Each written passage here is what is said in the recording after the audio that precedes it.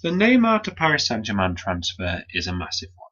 It is so massive, in fact, that from now on it will dominate all top 10 biggest transfers of all time lists on YouTube. Now, first of all, we're going to talk about the obvious. We're going to talk about why PSG wanted Neymar. Now, this boils down to the fact that when Unai Emery was put in charge of PSG, he was given one goal, and that was to win the Champions League. And the best way to win the Champions League is to have a superstar in attack.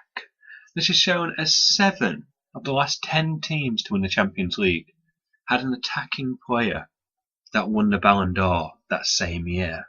These were Kaká at AC Milan, Messi at Barcelona, Ronaldo at both Manchester United and Real Madrid.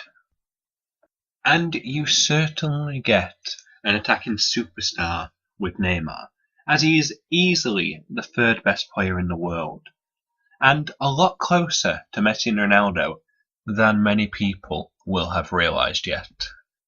This can be shown by using his WhoScore rating, which is made up of over 200 different statistics during game to calculate a player's performance in that game. It is used by teams that don't have massive scouting budgets as well as bookmakers. And Neymar's WhoScore rating was an average of 8.52 a game, making him the highest overall score for last season. Now, I'm not saying he's better than Messi or Ronaldo at this point in time, with Messi coming second with another very good score of 8.47. But what this proves is he is just behind them two. In the next couple of seasons, is primed to overtake them as the best player in the world. Neymar's style of play will also slot perfectly into PSG's system, as well as him improving one of their big weaknesses last year, particularly in the Champions League, which was their dribbling, with them averaging just 15.5 dribbles a game, putting them 20th overall in Champions League, whilst Neymar averages an outstanding 5.6 dribbles a game, making him the highest in Europe, and 0.6 above second place. He also was one of just 8 players in Europe's top leagues to achieve double figures in both goals and assists in their league. This is why I believe the addition of Neymar to PSG makes them incredibly likely to have a good shot at winning the Champions League in the next couple of years. Now we've talked about why it makes sense for PSG to want Neymar. Now let's talk about why Neymar would want to go to PSG. Now firstly, just to get this one out of the way, Neymar wants to be the main man on a team, which will not happen while Messi is at Barcelona.